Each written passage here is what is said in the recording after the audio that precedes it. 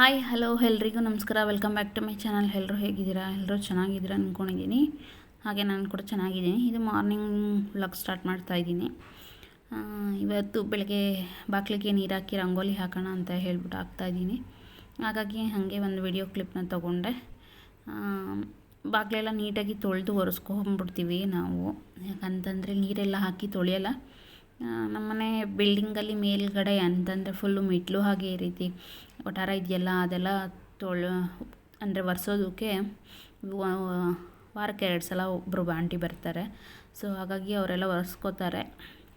ನಾವು ನಮ್ಮ ಮನೆ ಮುಂದೆ ಎಷ್ಟಿದೆ ಅಷ್ಟು ಮಾತ್ರ ನಾವು ಗುಡಿಸ್ಕೊಂಡು ಒರೆಸ್ಕೊತೀವಿ. ಮೆಟ್ಲೆಲ್ಲ ತೊಳೆದು ಒರೆಸೋದಕ್ಕೆ ಹೋಗಲ್ಲ, ಅವ್ರು ಬಂದು ಒರೆಸಿ ತೊಳೆದ್ಬಿಟ್ಟು ಹೋಗೋದ್ರಿಂದ. ಹಾಗೆ ಯಾರೆಲ್ಲ ನಮ್ಮ ಚಾನಲ್ನ ಹೊಸ್ದಾಗಿ ನೋಡ್ತಾ ಇದ್ದೀರಾ, ಸೊ ಪ್ಲೀಸ್ ಸಬ್ಸ್ಕ್ರೈಬ್ ಮಾಡ್ಕೊಂಡು ನೋಡಿ. ವಿಡಿಯೋ ಇಷ್ಟ ಆಯಿತು ಅಂತಂದ್ರೆ ಲೈಕ್ ಮಾಡಿ, ಕಮೆಂಟ್ ಮಾಡಿ, ಶೇರ್ ಮಾಡಿ. ಹೊಸ್ಲಿಗೆ ಯಾವಾಗಲೂ 6 ಅಂದರೆ ನಾವು ರಂಗೋಲಿ ಎಳೆಗಳನ್ನ ಕೂಡಿದ್ರೆ 6 ಬರಬೇಕು ನಂಬರು. ಆ ರೀತಿಯಾಗಿ ಹೊಸ್ಲಿಗೆ ರಂಗೋಲಿ ಹಾಕಬೇಕು. ಯಾಕಂದರೆ 6 ಲಕ್ಷ್ಮೀ ಸಂಕೇತ. ಹಾಗಾಗಿ ಹೊಸ್ಲು ಮೇಲೆ ಸಾಕ್ಷಾತ್ ಲಕ್ಷ್ಮೀನ ನರಸಿಂಹ ಸ್ವಾಮಿ ಇರ್ತಾರಲ್ವ, ಹಾಗಾಗಿ ಹೊಸ್ಲಿಗೆ ಯಾವಾಗಲೂ ರಂಗೋಲಿ ಎಳೆ ಹಾಕುವಾಗ 6 ಬರಬೇಕು. ಹಾಗಾಗಿ 4 ಎಳೆದು ನಾನು 6 ಎಳೆ ಹಾಕ್ತೀನಿ. ಅಲ್ಲಿಗೆ 6 4 24 ಆಗುತ್ತೆ. 24 ಅಂದರೆ 2 + 4 ಕೂಡಿಸಿದ್ರೆ 6 ಬರುತ್ತಲ್ವ. ಸೊ 6 ಬರೋ ಥರ ರಂಗೋಲಿ ಎಳೆನ ಹಾಕ್ತೀನಿ. ಹಾಗೆ ಸಿಂಪಲ್ಲಾಗಿ ಈ ರೀತಿ ಬಿಟ್ಟೆ. ಡೈಲಿ ರಂಗೋಲಿ ಅಲ್ವ, ಹಾಗೆ ನಾವು ಜಾಸ್ತಿ ಏನು ಬಿಡೋದಕ್ಕೆ ಹೋಗಲ್ಲ. ಯಾಕಂದರೆ ಓಡಾಡೋದ್ರಿಂದ ಎಲ್ಲ ತುಂಡ್ಕೊಂಡು ಓಡಾಡ್ತಾರೆ. ಹಾಗಾಗಿ ರಂಗೋಲಿ ಎಲ್ಲ ಬಿಡಿಸಾಯ್ತು. ಇವಾಗ ಕಾಫಿ ಮಾಡೋಣ ಅಂತ ಬಂದೆ. ಕಾಫಿ ಇವತ್ತು ಕಡಿಮೆನೇ ಮಾಡ್ತಾಯಿದ್ದೀನಿ. ಯಾಕಂತಂದರೆ ನನ್ನ ದೊಡ್ಡ ಮಗಳು ಊರಿಗೆ ಹೋಗಿದ್ದಾಳೆ. ಅಂದರೆ ಅವಳದ್ದು ಎಕ್ಸಾಮ್ ಎಲ್ಲ ಮುಗೀತು, ರಜೆ ಇದೆ ಇವಾಗ.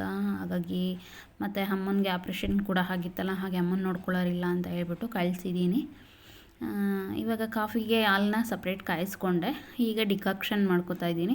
ನಾನು ಯಾವಾಗಲೂ ಇದೇ ರೀತಿ ಕಾಫಿ ಮಾಡೋದು. ಫಸ್ಟು ಡಿಕಾಕ್ಷನ್ನ ಮಾಡಿಕೊಂಡು ಆಮೇಲೆ ಕಾಫಿ ಮಾಡ್ತೀನಿ. ಒಂದೇ ಒಂದು ಅರ್ಧ ಗ್ಲಾಸಷ್ಟು ನೀರು ಹಾಕ್ಬಿಟ್ಟು ಅದಕ್ಕೆ ಕಾಫಿ ಪುಡಿ ಹಾಕಿ ಚೆನ್ನಾಗಿ ಕುದಿಸ್ಕೋತೀನಿ. ಹಾಗೆ ಅದ್ರ ಜೊತೆಗೇ ಸಕ್ಕರೆ ಹಾಕ್ತೀನಿ. ಹಾಕ್ಬಿಟ್ಟು ಹಾಲು ಸಪ್ರೇಟ್, ಬರೀ ಹಾಲನ್ನ ಗಟ್ಟಿಯಾಗಿ ಕಾಯಿಸ್ಕೊಂಡಿರ್ತೀನಿ. ಆ ಕಾಯಿಸಿರೋ ಹಾಲನ್ನ ಇದಕ್ಕೆ ಹಾಕಿ ಒಂದು ಕುದಿಸಿ ತೊಗೊಂಡ್ರೆ ಕಾಫಿ ಚೆನ್ನಾಗಿರುತ್ತೆ, ಟೇಸ್ಟಿಯಾಗೂ ಇರುತ್ತೆ. ಹಾಗೆ ಯಾವುದೇ ಥರ ಕಹಿ ಬರಲ್ಲ. ಈ ರೀತಿ ಒಂದು ಸಲ ಟ್ರೈ ಮಾಡಿ ನೋಡಿ. ಈಗ ಹೋಟೆಲಲ್ಲೆಲ್ಲ ಸಪ್ರೇಟ್ ಡಿಕಾಕ್ಷನ್ನು ಮತ್ತು ಹಾಲು 2 ಮಿಕ್ಸ್ ಮಾಡಿ ಹಾಗೆ ಕೊಡ್ತಾರೆ. ಅಂದರೆ ಅವರು ಚೆನ್ನಾಗಿ ಹಾಲನ್ನ ಕಾಯಿಸಿರ್ತಾರೆ, ಹಾಗೆ ಡಿಕಾಕ್ಷನ್ ಮಾಡಿಟ್ಟಿರ್ತಾರೆ.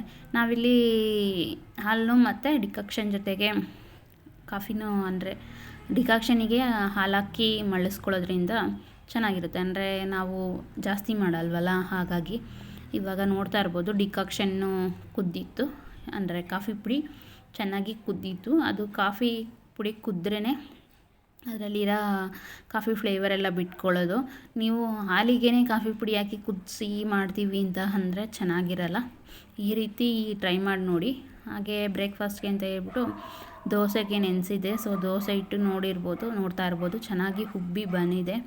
ಸೊ ಇವಾಗ ದೋಸೆ ಮತ್ತು ಬೀಟ್ರೋಟ್ ಪಲ್ಯ ಮಾಡೋಣ ಅಂತ ಬೀಟ್ರೋಟ್ನ ಇಲ್ಲಿ ಹೆರ್ದ್ಬಿಟ್ಟು, ಅಂದರೆ ಮೇಲ್ಗಡೆ ಸಿಪ್ಪೆ ತೆಗೆದು ಇಟ್ಕೊಂಡಿದ್ದೀನಿ.